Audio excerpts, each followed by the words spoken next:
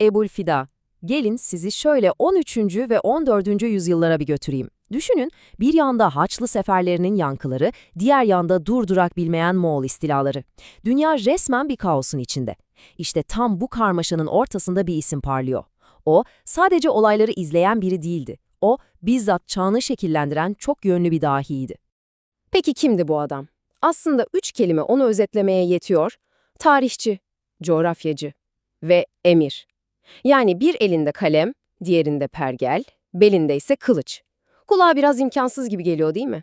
İşte bu 3 farklı kimlik tek bir insanda nasıl buluştu? Hadi gelin hep birlikte bakalım. Ama durun, asıl şaşırtıcı olan bu değil. Bütün bunların ötesinde akıllara gelen ilk soru şu: yüzlerce yıl önce yaşamış birinin adının, Aydın ne işi var? Evet, bildiğimiz Ay. İşte bu bölümün asıl gizemi de tam olarak bu. O zaman hemen konuya girelim ve bu göksel onurun ardındaki sır perdesini bir aralayalım.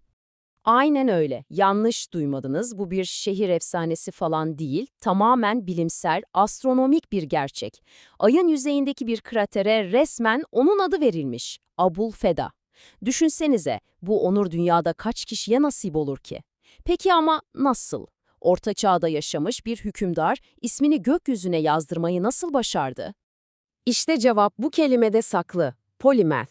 Hani bizde bir laf vardır ya, 10 parmağında 10 marifet. İşte tam olarak o.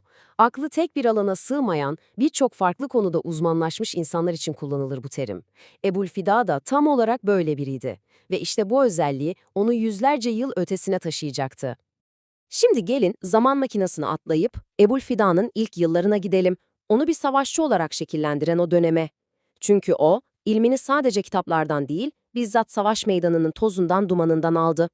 Her şey 1273'te Şam'da başladı. Ailesi Moğol istilasından kaçmıştı ama öyle sıradan bir aile değildi bu. Babası Malik el-Afdal nam salmış bir komutandı ve dahası soyları ta o büyük Fatih Salahaddin Eyyubi'ye dayanıyordu. Yani anlayacağınız Ebu'l-Fida hem kılıcın hem de kalemin mirasçısı olarak doğdu ve tabii ki bu mirasa layık bir şekilde yetiştirildi. Ve bu eğitimi teoride bırakmadı. Çok ama çok erken yaşta pratiğe döktü. Şöyle bir hayal edin. Henüz 12 yaşında bir çocuksunuz ve kendinizi Haçlılara karşı bir kuşatmanın ortasında buluyorsunuz. İnanılmaz değil mi? Ama Ebu'l-Fida sadece orada bulunmakla kalmadı, resmen kendini kanıtladı. Gençliği adeta savaş meydanlarında bir fetihten diğerine koşarak geçti ve çok geçmeden komutanlığa kadar yükseldi. Ama onun kariyerini asıl parlatan olay, Moğollara karşı gösterdiği o inanılmaz cesaretti. Bu öyle bir başarıydı ki Memlük Sultanı Nasır Muhammed'in dikkatinden kaçması imkansızdı. Ve ödülü hayatını baştan aşağı değiştirecekti. Sultan ona sadece Hama emirliğini vermekle kalmadı, bir de Malikül Müeyyed yani desteklenmiş unvanını verdi. Bu, o dönemde arkanda ben varım demenin en üst düzey yoluydu. Ve işte bu noktada Ebu'l-Fida, zırhını çıkarıp cübbesini giydi diyebiliriz. Savaş meydanlarının kahramanı, şimdi bir hükümdar olarak Hama şehrini barışla ve bilimle nasıl ayağa kaldıracağını gösterecekti. 20 yıldan fazla. Bakın, o dönemde sürekli savaşlar, entrikalar, taht kavgaları var. Böyle bir ortamda 20 yıl boyunca bir şehri istikrarla yönetmek neredeyse bir mucize. Ama Ebu'l-Fida bunu başardı. Hama'yı adeta çölde bir vaha gibi bir huzur ve refah merkezine çevirdi. Onun zamanında Hama sadece güvenli bir liman değildi, aynı zamanda bir fikir merkeziydi.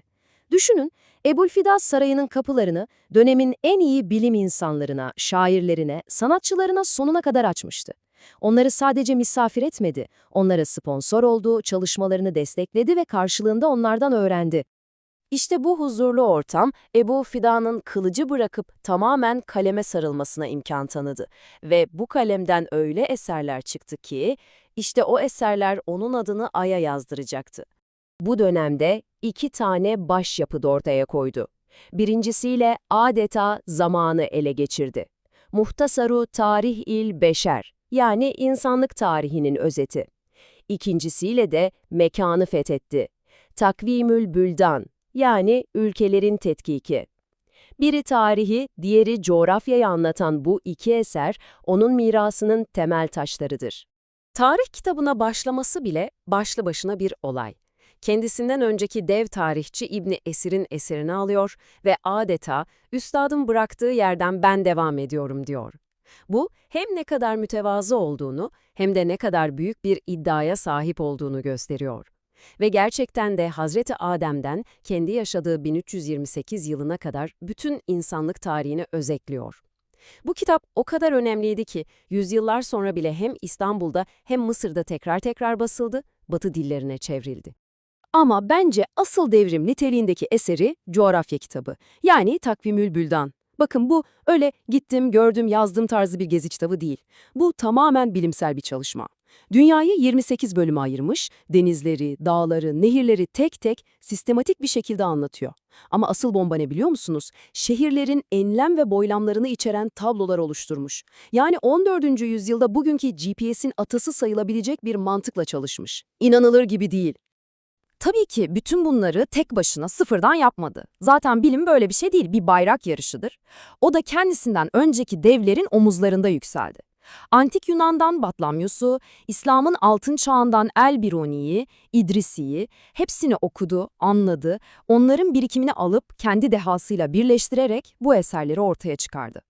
Ve bitmedi. Bütün bunlar yetmezmiş gibi bir de tıp üzerine Kunaş adında bir kitap yazmış. Yani tarih, coğrafya, askeri strateji, yöneticilik, şimdi bir de tıp.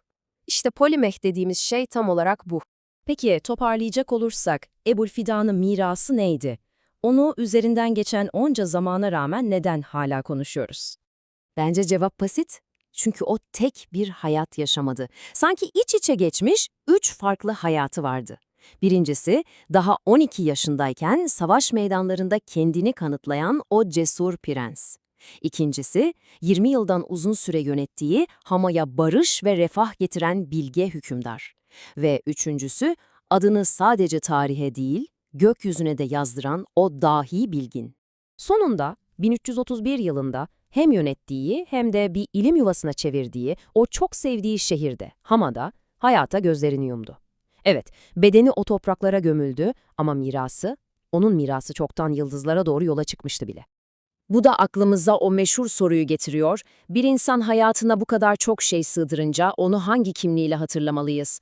Onu tanımlayan asıl hikaye hangisi? Savaşçı prens mi, bilge hükümdar mı, yoksa aydaki kraterin sahibi dahi bilgin mi? Belki de cevap bu sorunun kendisindedir. Asıl miras hepsinin bir arada olabilmesidir.